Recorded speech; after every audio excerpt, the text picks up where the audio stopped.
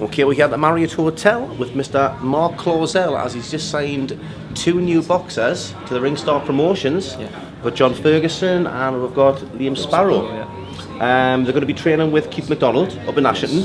Yeah. How did this come about, Mark? I've known Keith a lot of years, and we've spoken quite a few times. And for a while he's been wanting to, get involved with the pros, and he's doing the corners. He's been going up and down the country doing the seconds and working the corners and enjoying that. And he's been working with the guys.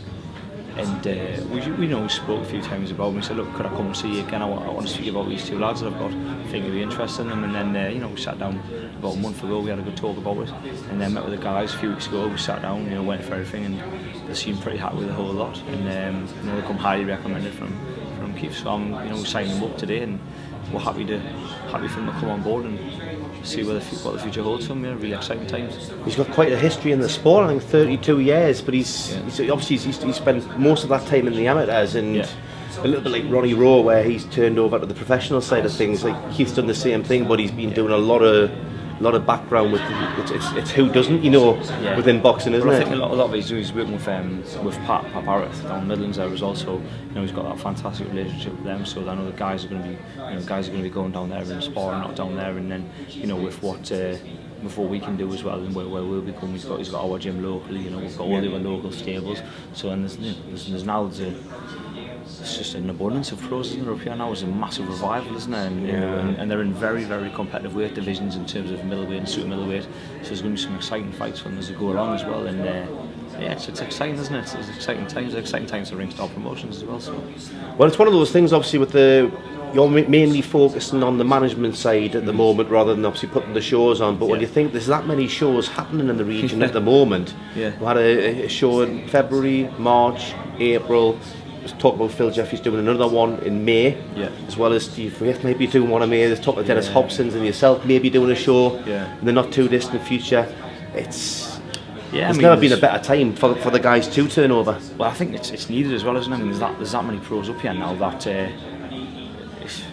I don't think that doing a show every month is really going to affect it, because there's that many lads up here now that you can run a show every month, and there'd be different lads fighting on them before they get back around. You do 3 or 4 shows before you go back around to the first lot you finally picked along again, so it's alright, isn't it? I think with there being so many more professional boxers here now as well, I mean, I was just talking to John Gibson before, and he was saying he's never known as many professionals on the local scene, but what it's getting us now is like when you had the Liam Moore, Craig Dixon fight. When I first started covering the boxing in the region, there was nowhere near as many, so there wasn't really much opportunity for local derbies, which... No. I think it excites the crowds, and it gets everybody behind it, and it's that sort of revival for the whole thing. So if the fans are coming along in the scene these 50-50 local derby fights, then as that goes along, and more lads are turning pro now and coming from other sports and then going pro to this, and like I say, there's that many of them. It's the atmosphere generates as well, isn't it? It is as well, because there's more. I mean, that atmosphere against on Craig Dixon and Liam Moore, it was phenomenal atmosphere, wasn't it? A local derby match, and you've got that again a little bit with Tom Whitfield and Daniel Cope. Another local one. That's going to be a fantastic fight next Sunday. I'm really looking forward to that one. And you had Dougie Curran and John Green. I know, it's a shame. That one falling through. That would be another fantastic fight. So you've got all these coming on, and there's quite a few at the guys' weights. So I'm excited to work with them. Like I said, let's see how they go.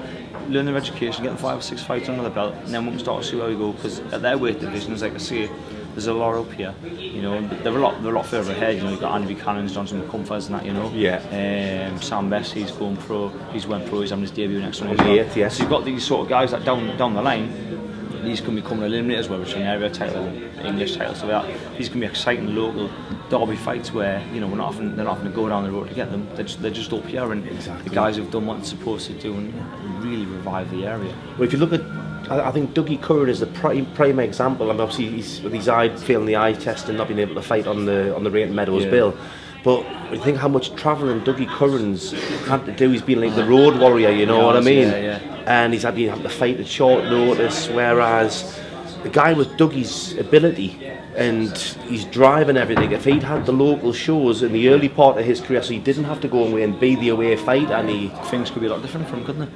So you've got to take your hat off to Dougie, I've known Dougie a lot of years, and he just says yes. I don't think he knows how to say no to a fight, you know. And you've got to respect that about him, you know. You'll fight anybody, anywhere. He's beating with Kiko Martinez. He's not bothered at all. And you know, that sort of courage and, you know, belief in himself as well. You know, he believes he's going to beat everyone he fights. And that's the sort of lad. That's the sort of guy that he won this sort of sport. You know? Yeah, and just obviously going back to Liam and to John, the likelihood is that they're probably going to be fighting on the Summer Rumble in July, maybe. I would have thought that, yeah, we'll get them out about July time. You know, summertime is when they're going to be ready to make their debuts, and whether it's on the Summer Rumble or not, I don't know yet.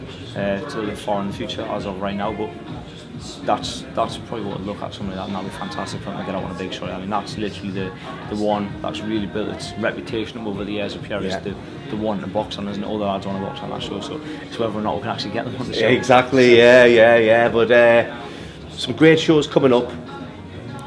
2 new lads coming on. Any plans to sign anybody else to RINGSTAR? There's been a few inquiries. Not going to give any names away yet, but there's been a few inquiries of lads that have you know, made advances and said, you know, would be interested in signing yourself. So we'll speak to them at the moment, and then we'll just see what happens. To be honest with you, they went a little bit quiet. I just went a bit of time where I was just wanting to be stagnant. I wasn't really interested in signing anyone else up. I was personally a little bit too busy in my own life, you know. I know that. I didn't want to go, yeah, I'll sign you, but I'll not be able to deliver anything for lads, because that's not fair. Yeah. You know, if they're looking for a manager, I've got to be doing the right job. Time has to be right, doesn't it? Things have quietened down a little bit now, so I've got a little bit more time on my hands. So, you know, when I spoke to Keith and spoke to these guys, I thought, yeah, let's do it again. Let's get back into this, and, you know, bringing people back on with, you know, recruiting some more coaches for the club and that as well. So it's taking a bit of workload back from myself, and, you know, put a few more people in place with the team as well. So yeah, it's going well. It's interesting with John, obviously him having the kickboxing background and then turning across to the boxing. I just mentioned to him that you obviously came from the kickboxing to go into the boxing. It certainly didn't do you any harm. I think he'll stand him good. So, you know, you know, he's got that sort of background in the kickboxing, and he's done a bit of MMA, isn't he, as well? Yeah. A bit of the MMA, so he's sort of, he's a good, well-rounded fighter, and he's got to learn. Pro boxing's a lot different to kickboxing, a lot different to MMA. But the fact that he's been in there and he's done a bit of the white collar as well, and he's had a, you know, good unbeaten run on that before we lost a few. So he comes along, he's got decent experiences. But, you know, I mean, you've only got to look at some of the guys out there who don't have that much experience. You know, well, if you look at Anthony Nelson, he didn't have a very big amateur experience. He's still learning in the pros, but he just won the English title back end of last year. Look, Scott Craig, he never had a massive amount of fights, and he's got a WBA world title. WBA regular title, yeah. Yeah, exactly. So, you know, it doesn't matter. This is a totally different sport. You know, as long as the guys have got it in them to do it, we'll go some more. Champion. All right, mate. Watch this space. RINGSTAR Promotions. Cheers. Cheers, Mark.